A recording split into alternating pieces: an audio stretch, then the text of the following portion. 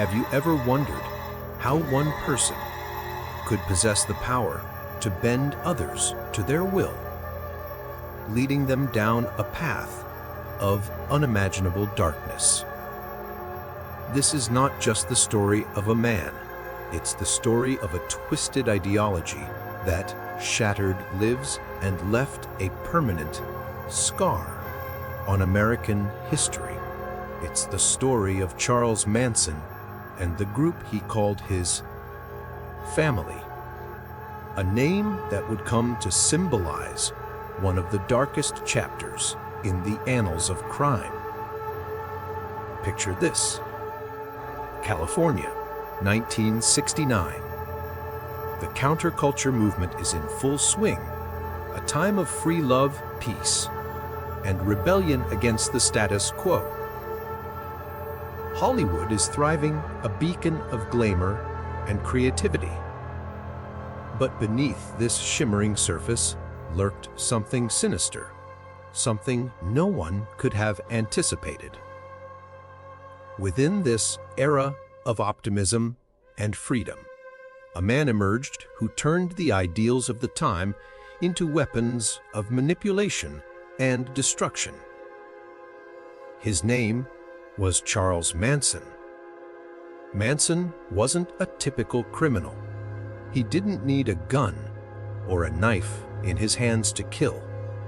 His weapon was his voice, his charisma, his ability to find those who felt lost, broken, or abandoned, and mold them into instruments of his warped vision. Through promises of enlightenment, love, and belonging, he built a following of devoted disciples. They weren't just followers. They were fanatics, willing to commit unspeakable acts in his name. The crimes that catapulted Manson and his so-called family into infamy were as shocking as they were senseless. Over 2 nights in August 1969, his followers committed a series of murders so brutal that they seemed more like the plot of a horror film than reality. The first night, they stormed into the home of Hollywood actress Sharon Tate, who was 8 months pregnant, and brutally murdered her along with 4 others.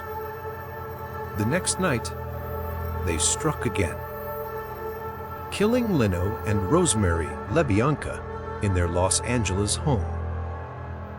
The chilling messages scrawled in blood at the crime scenes hinted at a motive that was as twisted as the acts themselves. But why? What could drive a group of seemingly ordinary young people to commit such atrocities? The answer lies in the mind of Charles Manson, a man who believed he was destined to spark an apocalyptic race war, a delusion he called Helter Skelter. Inspired by a Beatles song, Manson convinced his followers that they would emerge as the rulers of a new world, a vision that fueled their blind loyalty and willingness to kill. This story is more than a crime. It is a descent into the darkest corners of the human psyche. How could Manson gain such control over his followers? How did he manipulate them into turning their hands into weapons of terror? To understand this story is to explore the thin line between influence and control, between belief and madness. This is the story of Charles Manson and the Manson family, a chilling reminder of the destructive power of manipulation and the fragility of the human mind. Part 2 Crew, unfolding the horrific events. We stand now at the precipice of an abyss, peering into the very heart of darkness. the story of Charles Manson and his family is not merely a chronicle of brutal crimes. It is a chilling exploration of the human psyche's vulnerability to manipulation, a disturbing testament to the seductive power of charismatic evil. As we delve deeper into this narrative, let us not simply recount the events, but strive to understand the forces that converge to create such a horrific chapter in American history.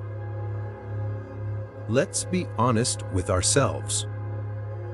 The comfortable veneer of civilization is thinner than we might care to admit. It takes very little for darkness to seep through the cracks, and those cracks were perhaps wider than ever during the tempestuous era of the late 1960s. The genesis of a nightmare, Charles Manson and his twisted ideology. To comprehend the atrocities that unfolded, we must first grapple with the enigma that was Charles Manson. His life, from its very inception, was steeped in adversity. Born into a world that offered him neither love nor stability, he navigated a childhood marred by neglect and abuse. Imagine a young boy adrift in a sea of indifference, yearning for connection, for purpose. This was the crucible in which Manson's distorted worldview was forged. His early years were punctuated by encounters with the law, a series of incarcerations that served only to harden his spirit and further alienate him from a society he perceived as hostile and uncaring. Did these experiences plant the seeds of his later depravity? Or was there something inherently malevolent within him, waiting for the right conditions to blossom? Released from prison in 1967, Manson entered a world undergoing a seismic shift. The Vietnam War raged, social norms were being challenged, and a generation was searching for meaning amidst the chaos. It was a time of great social upheaval, of questioning authority, a fertile ground for a charismatic figure like Manson to sow his seeds of discontent. He drifted to California, the epicenter of the counterculture movement, and there, amidst the burgeoning hippie scene, he began to attract a following. These were not hardened criminals, not initially, but rather lost souls, many of them young runaways, seeking solace, acceptance, and a sense of belonging. This is perhaps the most chilling aspect of this case, the understanding that evil doesn't always wear grim face. It can be charismatic and alluring, drawing you in with promises of a brighter future. Manson, a master manipulator with an intuitive understanding of human psychology, offered these vulnerable individuals a twisted sense of family, a perverse sense of purpose. He fashioned himself as a messianic figure, a prophet of a new age, weaving a bizarre tapestry of beliefs drawn from fringe spiritualism, distorted religious teachings, and his own warped interpretations of popular culture. He was, in his own mind, both Christ and Satan, a figure of both salvation and destruction. He was a living paradox, and therein, perhaps, lay his appeal. His words, often delivered under the influence of psychedelic drugs, held a hypnotic sway over his followers. He spoke of an impending apocalyptic race war he called Helter Skelter, a term borrowed from a Beatles song, which he believed would engulf the world in chaos. This wasn't just music to Manson, it was prophecy, a roadmap to the end of the world as they knew it. How could such a fantastical, irrational ideology gain such traction? Perhaps it was the desperation of the times, the yearning for something, anything, to believe in. Or perhaps it speaks to a deeper human flaw, our susceptibility to the allure of a strong, confident voice, even when that voice is leading us towards the abyss. Spawn Ranch, a crucible of depravity.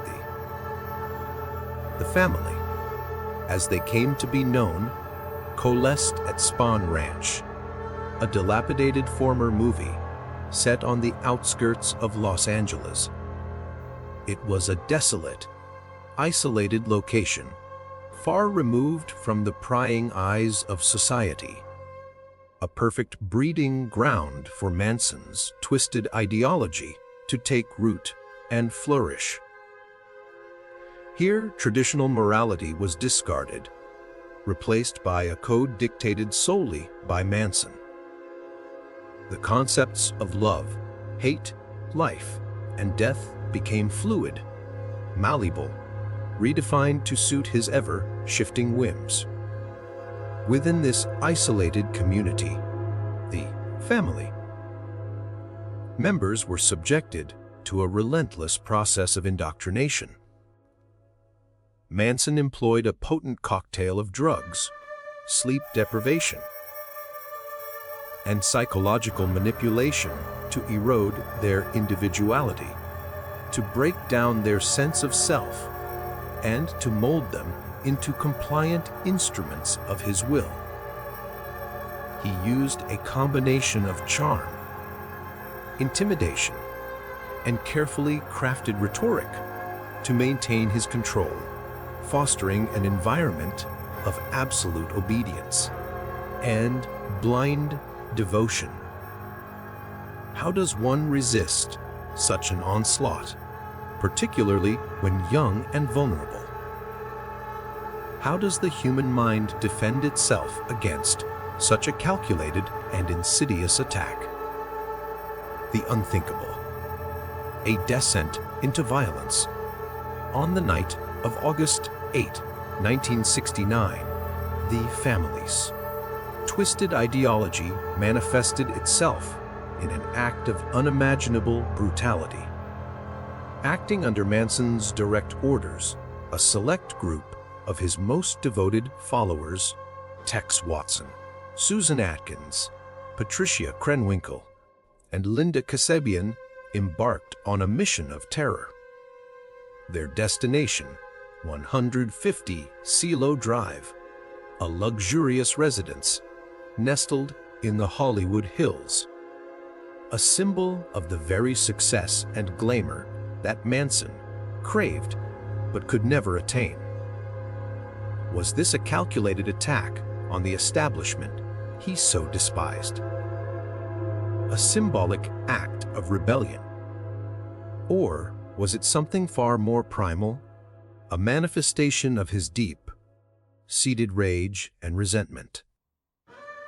Among the occupants of the house that fateful night was Sharon Tate, a radiant actress on the cusp of superstardom and tragically 8.5 months pregnant.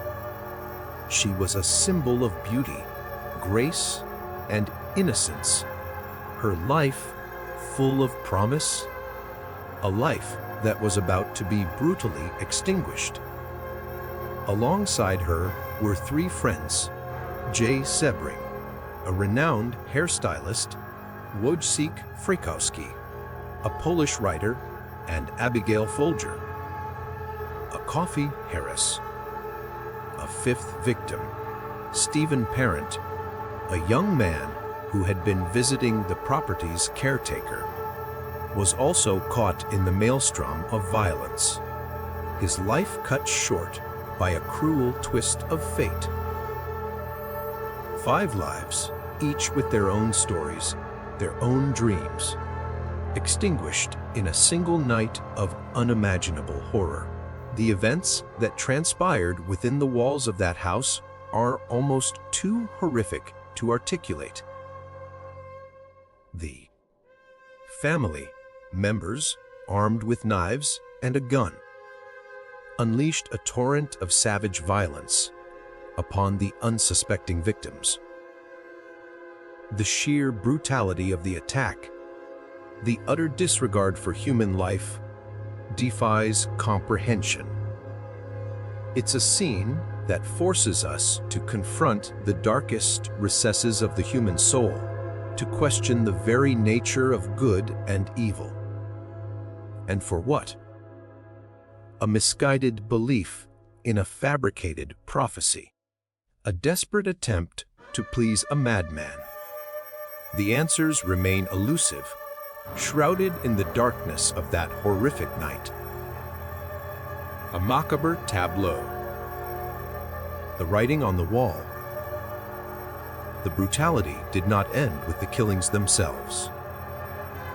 In a final act of grotesque theatricality, the killers used the blood of Sharon Tate to scrawl the word PIG on the front door, a chilling message that hinted at the warped ideology driving their actions.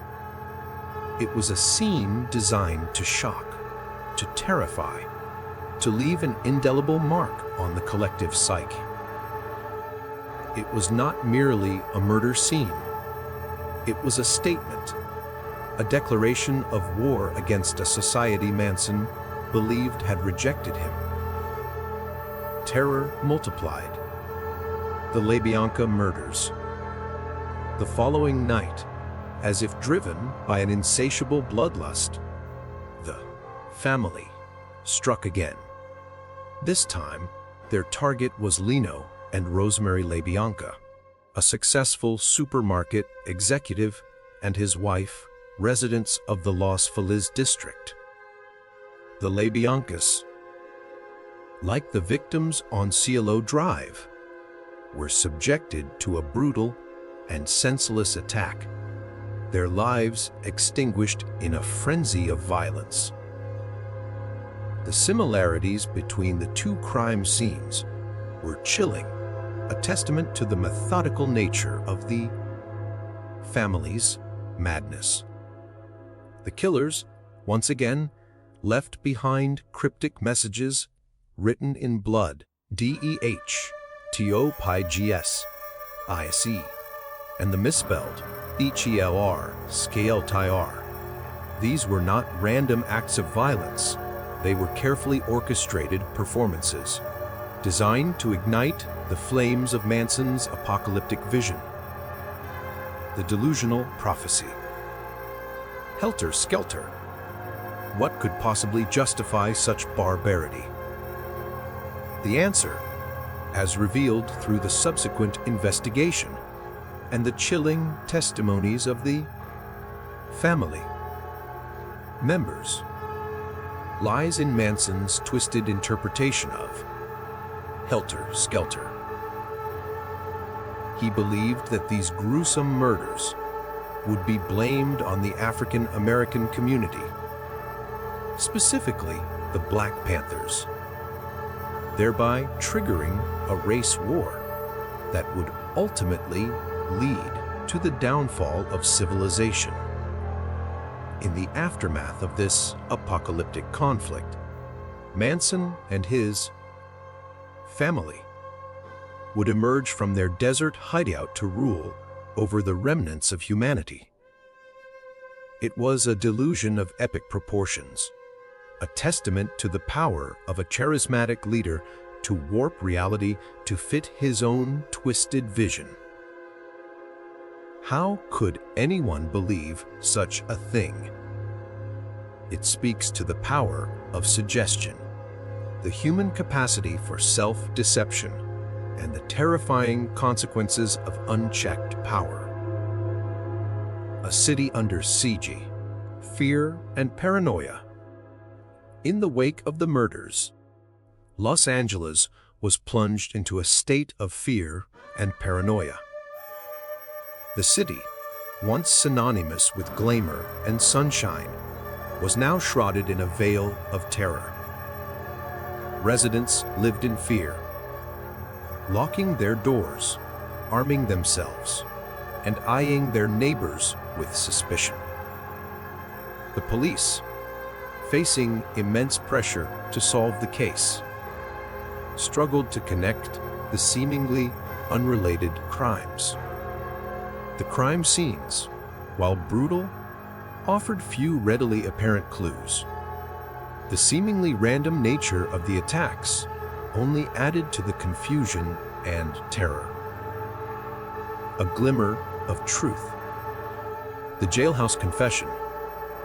The investigation seemed to reach a dead end, the city held captive by an unseen enemy.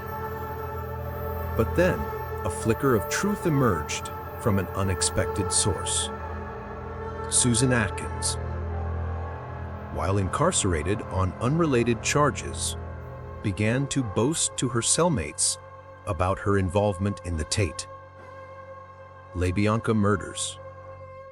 Perhaps it was a misguided attempt at seeking infamy, or perhaps the weight of her actions had finally begun to take its toll.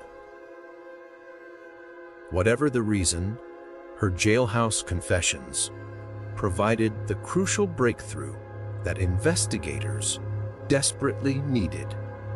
It was a moment of dark irony. The family's own twisted sense of loyalty, their desire for notoriety, ultimately leading to their downfall. The pieces of the puzzle began to fall into place, revealing a picture far more disturbing than anyone could have imagined. The Manson family, once a mere curiosity on the fringes of society, was now exposed as a group of cold-blooded killers, their hands stained with the blood of innocent victims. As we continue this journey, we will witness the unraveling of the family, the capture and trial of its members, and the enduring legacy of a case that continues to haunt our collective consciousness. What justice could possibly be served for such heinous crimes? How does a society recover from such a profound betrayal of trust? These are the questions that linger long after the final gavel has fallen.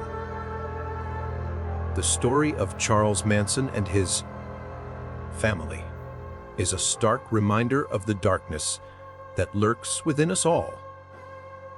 A cautionary tale about the seductive power of evil, and a testament to the enduring strength of the human spirit in the face of unimaginable horror. It is a story we must never forget, lest we find ourselves once again staring into the abyss. Part 3, Anatomy of a Madman Crew, dissecting the minds behind the mayhem. We now venture into the shadowed recesses of the human psyche, seeking to unravel the enigma of Charles Manson and the individuals who, under his twisted dominion, committed acts of such barbarity that they continue to haunt the collective consciousness. This is not merely an examination of criminal behavior.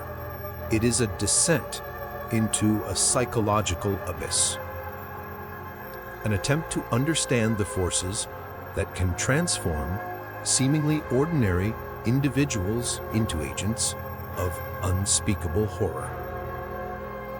As we dissect the minds behind the mayhem, we must confront not only the darkness within these individuals, but also the unsettling realization that such darkness can reside within us all. A chilling reminder of the fragility of the human condition. It makes you wonder, doesn't it, about the fine line between sanity and madness, between conformity and rebellion, between love and hate. Charles Manson, The Twisted Soul, a case study in pathological narcissism and master manipulation. Charles Manson, the name synonymous with evil, the architect of this horrific chapter in American history, stands as a chilling case study in pathological narcissism and the terrifying power of manipulative charisma. To understand the family, we must first understand the man who created it, the man who molded them in his own twisted image. His life, from its very inception, was a crucible of adversity, a breeding ground for the psychopathy that would later define him.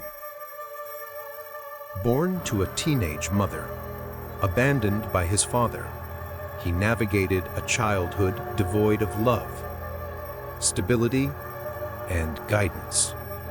Imagine a young boy adrift in a world that offered him nothing but neglect and contempt, a world that forced him to develop a hardened exterior to survive. His early years were a relentless cycle of petty crime and imprisonment.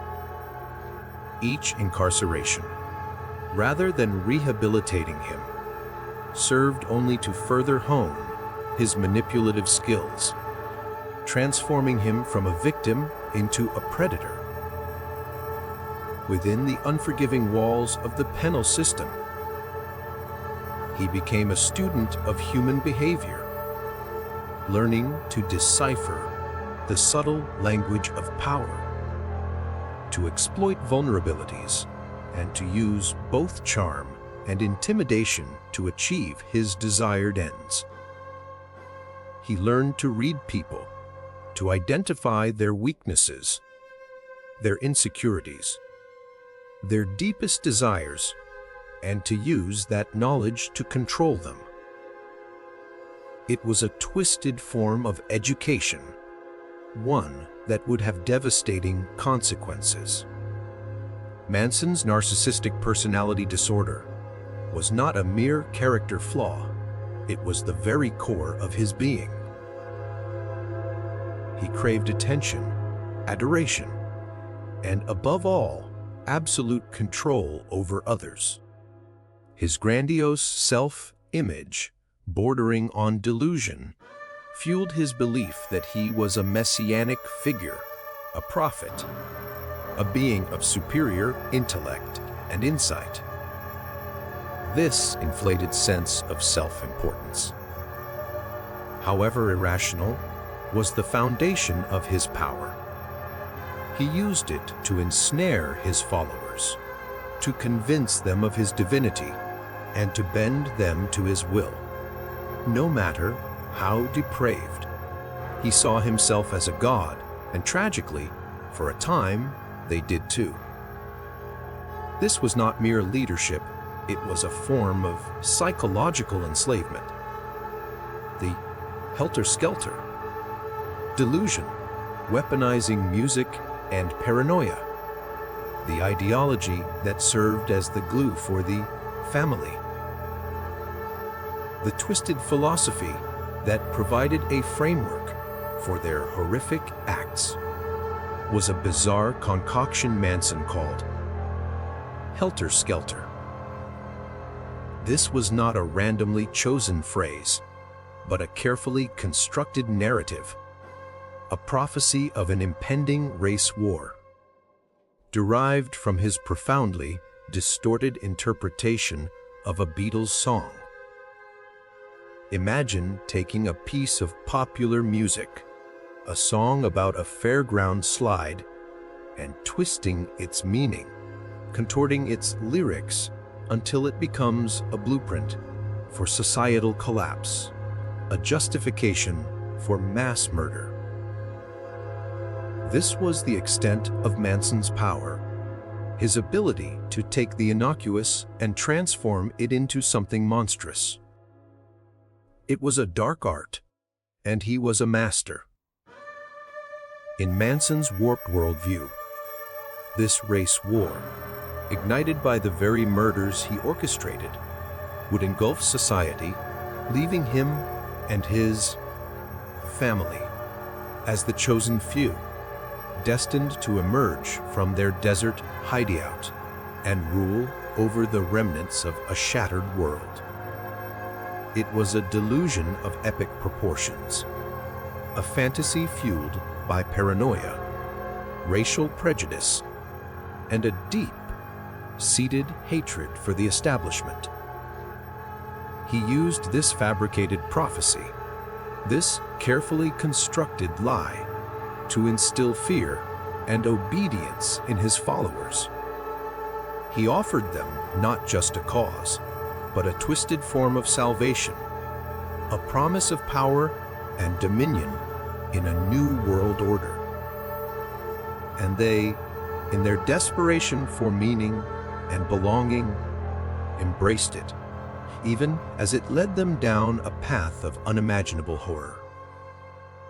The question remains, was he a true believer in his own twisted prophecy, or was Helter Skelter simply another tool in his arsenal of manipulation? The Manson family, a microcosm of societal disaffection, lost souls, and the seduction of belonging. But Manson did not act alone. He surrounded himself with a coterie of followers, individuals who were drawn to his charisma, his promises of a new world order, and his twisted sense of family. They were not inherently evil, not at the outset. They were, for the most part, young, disenfranchised individuals searching for meaning and connection in a world that seemed to have rejected them. They were runaways, dreamers, and lost souls, seeking solace from the harsh realities of their lives. They were, in many ways, victims themselves, victims of a society that had failed them, and victims of Manson's insidious ability to exploit their vulnerabilities.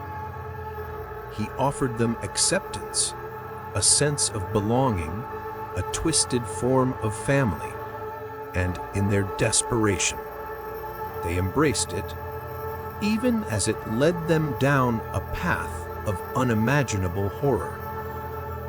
It's a sobering reminder that even the most destructive ideologies can offer a seductive sense of community and purpose. Tex Watson, The Transformation of the All-American Boy, A Descent into Brutality, Charles. Tex Watson, Manson's right-hand man, the individual who carried out the most brutal acts of violence during the Tate LaBianca murders, embodies the terrifying transformation that occurred within the family. By all accounts, he was a former star athlete, an honor student, a young man who seemingly had a bright future ahead of him. He was the all-American boy gone horribly wrong. Yet, under Manson's influence, he became a cold-blooded killer, capable of inflicting unimaginable suffering without a flicker of remorse. His descent into depravity is a stark reminder of the fragility of the human psyche. The ease with which moral boundaries can be eroded under the influence of a powerful and manipulative leader, especially within the echo chamber of a closed and isolated group. What inner demons did he battle? What vestiges of his former self remained as he committed these heinous acts? The answers remain elusive, buried beneath layers of psychological manipulation and the horrors of that time. Susan Atkins, the fervent believer, a portrait of blind devotion. Susan Atkins, another key member of the family, was perhaps the most fervent believer in Manson's twisted ideology. She embraced her role in the murders with a disturbing zeal, boasting about her actions to fellow inmates while incarcerated, revealing a chilling lack of remorse. Her unwavering devotion to Manson, even after her arrest, paints a disturbing picture of the extent to which the human mind can be manipulated and controlled. She saw herself not as a murderer, but as a soldier in a holy war, a testament to the terrifying power of indoctrination. She had fully internalized Manson's delusion, finding a twisted sense of purpose and belonging within the family that she had likely never experienced before. Her story is a cautionary tale about the dangers of blind faith, the seductive power of a belief system that offers simple answers to complex questions, even when those answers are steeped in violence and hatred. It's as if she had outsourced her conscience to Manson, a chilling example of psychological surrender. Linda Kasabian, the reluctant participant, a flicker of conscience amidst the darkness. Linda Kasabian, however, presents a more complex, more ambiguous case. While she accompanied the others to the Tate residence and was present during the murders, she did not directly participate in the killings. She later became the prosecution's star witness, her testimony playing a crucial role in the conviction of Manson and his followers. Her story is one of caution, fear, and ultimately, a glimmer of moral conscience amidst the darkness. She represents the possibility of redemption, the potential for even those who have strayed far from the path of righteousness to find their way back, to reclaim their humanity. Her journey raises a crucial question.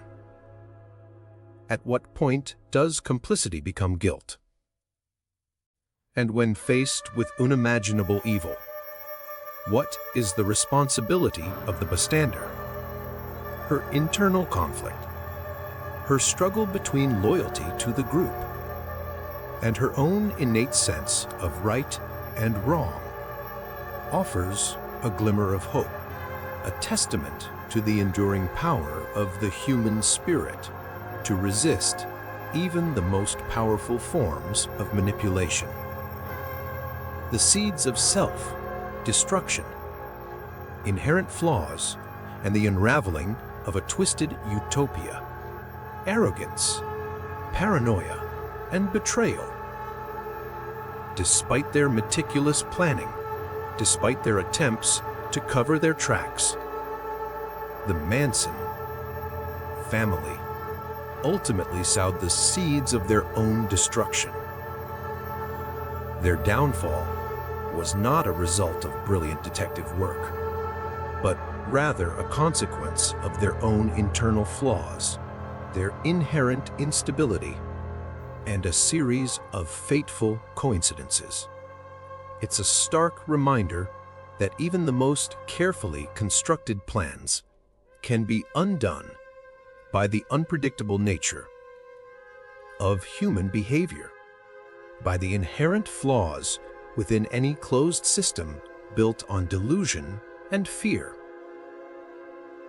Manson and his followers, in their arrogance, believed themselves to be untouchable, above the law, operating under the delusion that they were enacting a grand, divinely ordained plan. They left behind a trail of psychological fingerprints, a series of clues that pointed to their warped worldview and their involvement in the crimes. The bizarre messages scrawled in blood at the crime scenes. The cryptic references to Helter Skelter were not merely random acts of vandalism. They were expressions of their delusional ideology, a testament to Manson's pervasive influence. These were not the actions of rational individuals. They were the desperate acts of attempts of a cult to leave their mark on the world, to make their twisted vision a reality that was rapidly unraveling.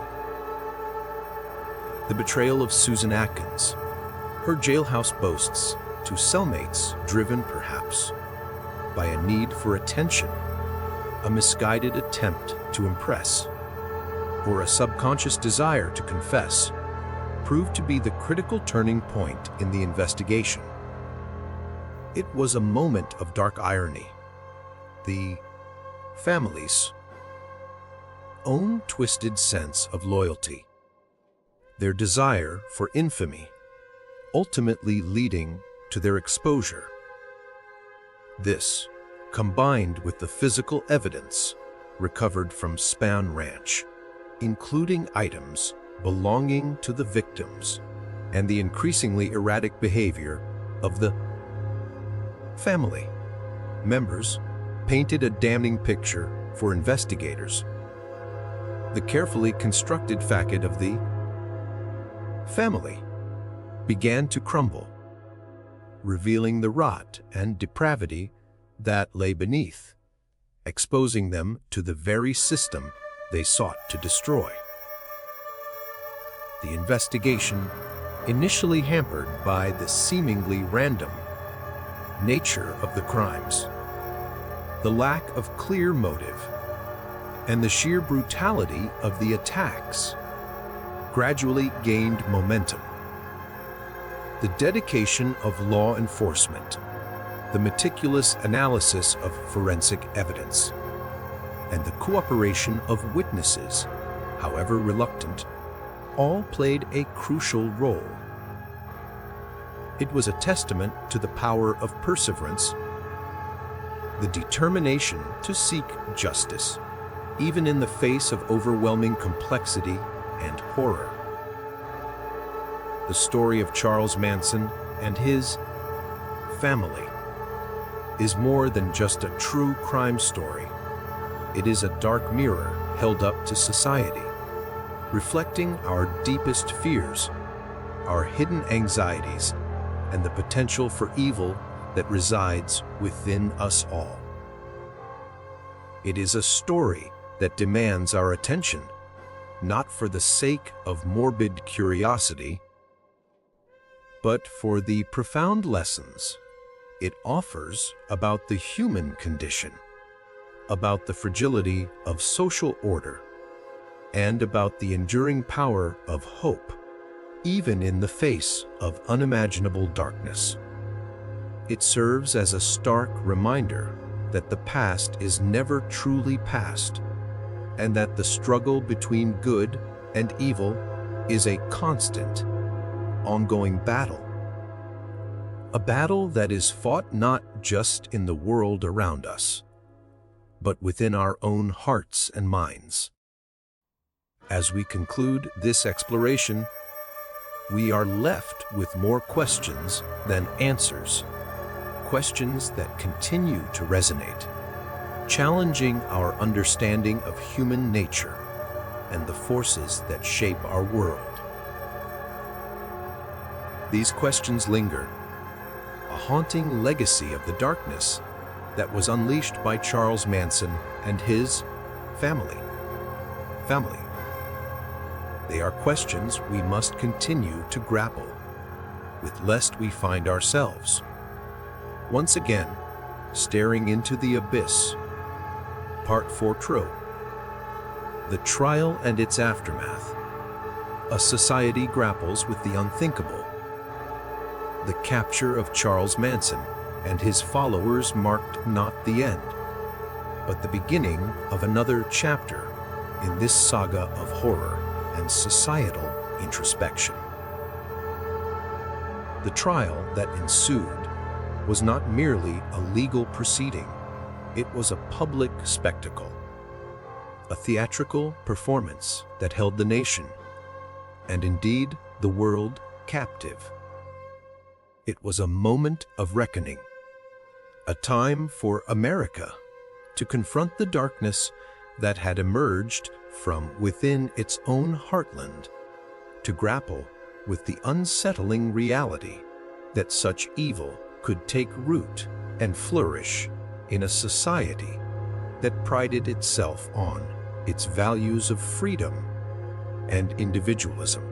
As the wheels of justice began to turn, the world watched, mesmerized and horrified, as the details of the Manson family's crimes were laid bare.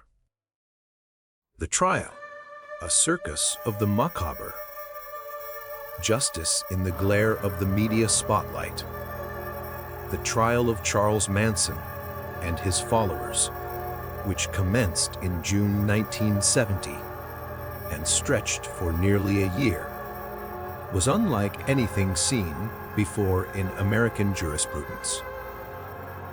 It was a legal and cultural earthquake, a media circus that transformed the courtroom into a stage for a macabre drama that captivated and horrified the world.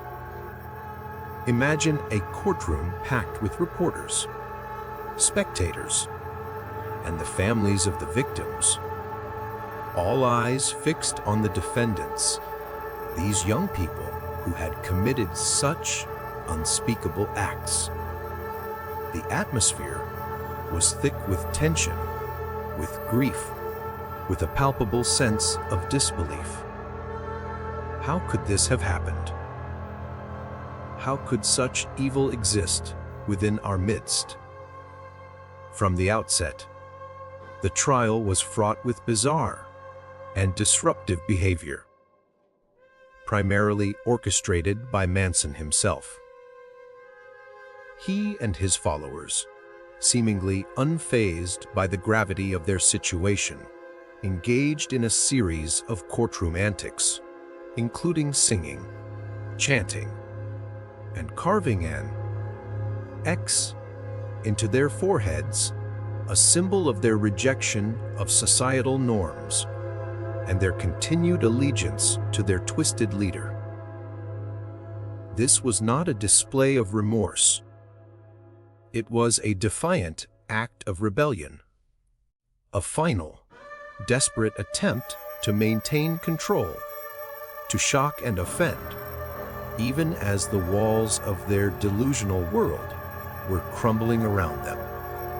It was as if they were performing for the cameras, for the world, determined to remain the center of attention, even if that attention was born of horror and disgust. Manson, ever the manipulator, attempted to turn the trial into a platform for his twisted ideology, using his court appearances to expound on his helter-skelter prophecy and to rail against the establishment. He saw himself not as a criminal, but as a revolutionary, a martyr, a victim of a corrupt and unjust system. He sought to portray himself as a misunderstood visionary, a prophet whose message had been misinterpreted. but his words, however impassioned, rang hollow in the face of the overwhelming evidence of his guilt and the sheer brutality of his crimes. It was a performance, a desperate attempt to rewrite history, to control the narrative one last time. The prosecution, led by the tenacious Vincent Bugliosi, meticulously presented their case, weaving together a tapestry of forensic evidence, eyewitness testimony, and the chilling accounts of former family members, most notably Linda Kasabian, whose testimony proved crucial in dismantling the defense's claims. The evidence was overwhelming, the details horrific, painting a picture of a cult-like group operating under the absolute control of a charismatic madman. Each piece of evidence, each witness statement, chipped away at the facade of the family, exposing the brutal reality that lay beneath. The verdict drew a moment of reckoning, justice served, but questions remain.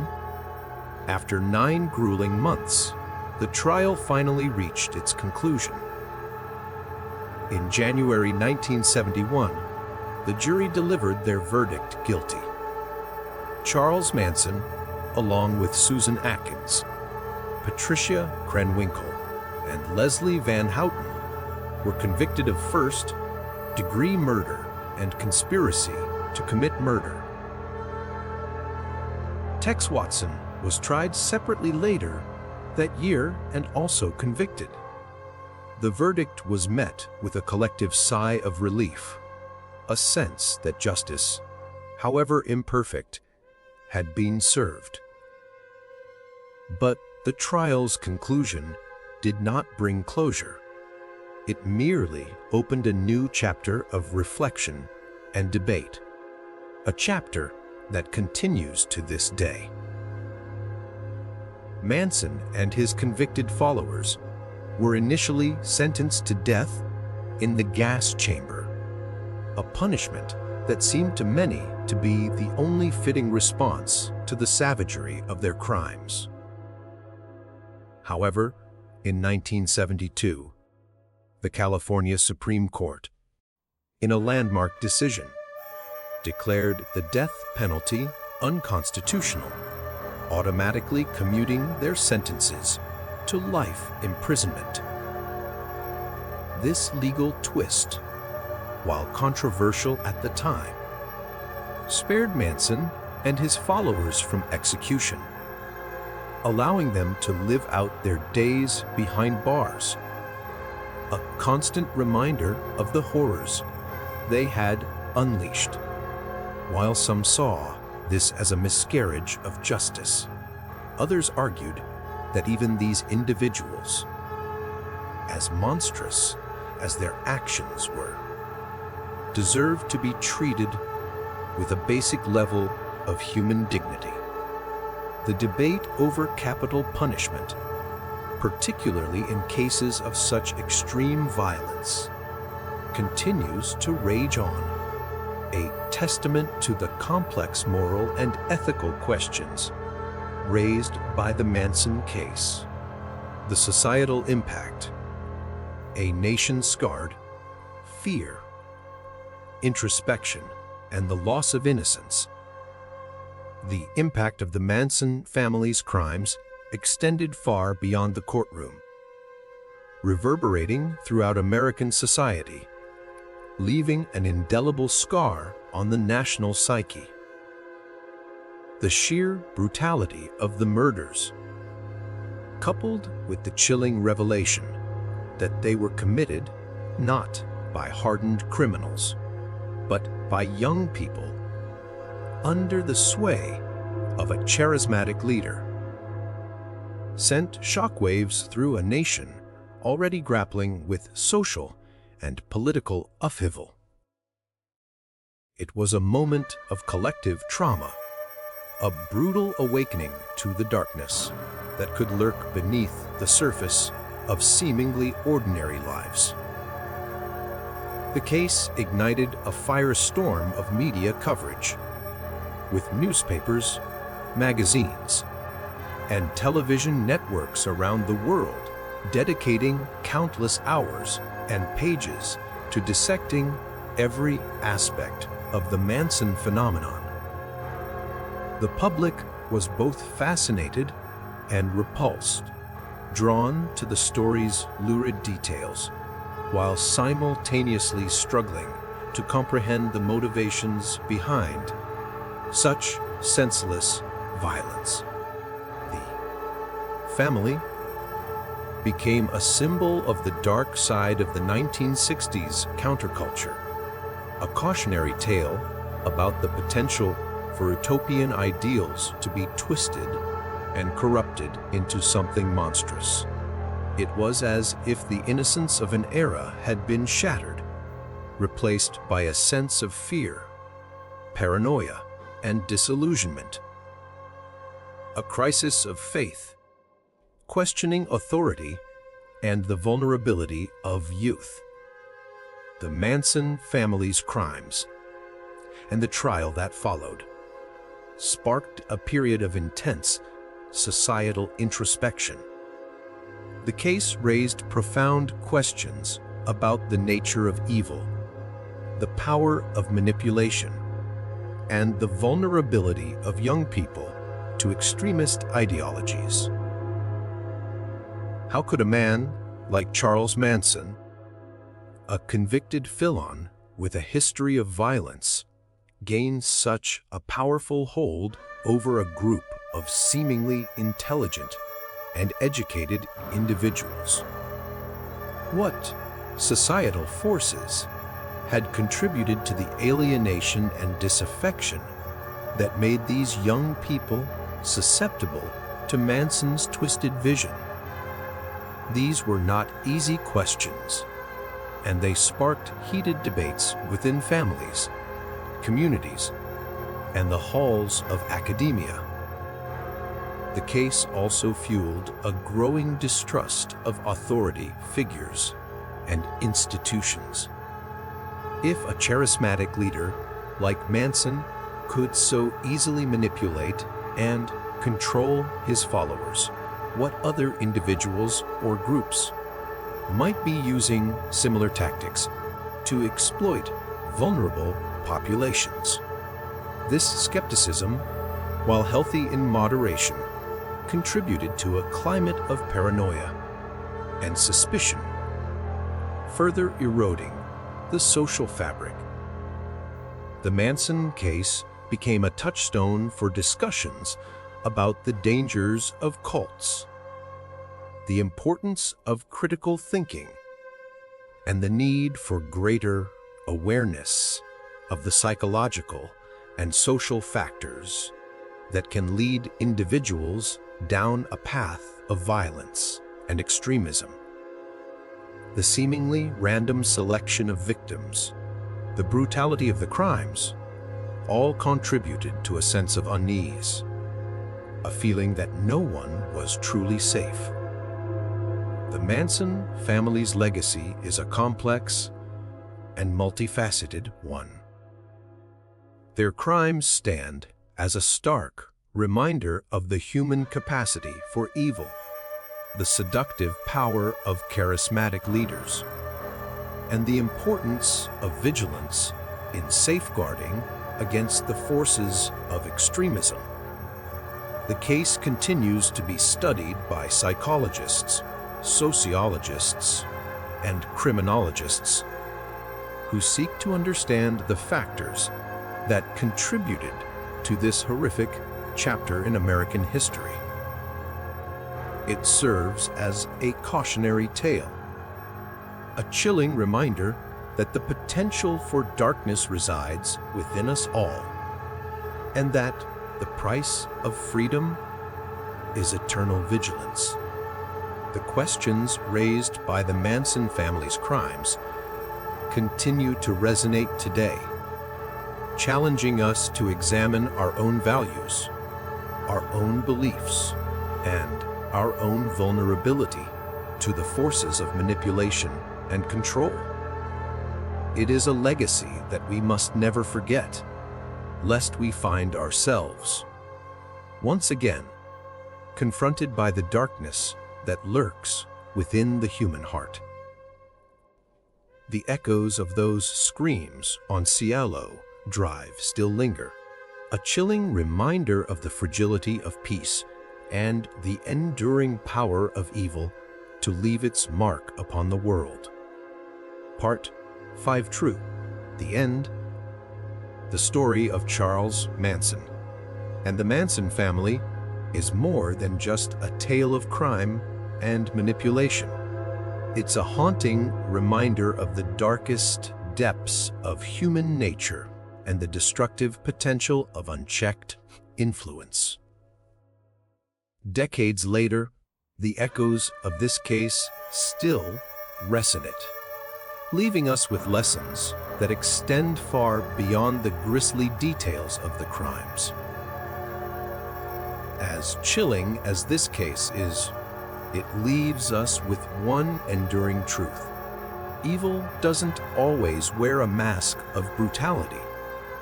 Sometimes it comes disguised as love, belonging, and salvation. And that is why we must never stop questioning, learning, and protecting ourselves and others from the shadows that lurk within our society. Thank you for watching. If you found this story as fascinating and chilling as we did, don't forget to hit the like button, subscribe to our channel, and turn on the notification bell so you never miss a deep dive into history's most gripping true crime stories. Share your thoughts in the comments below and let us know which case you'd like us to cover next. Until then, stay curious and stay safe.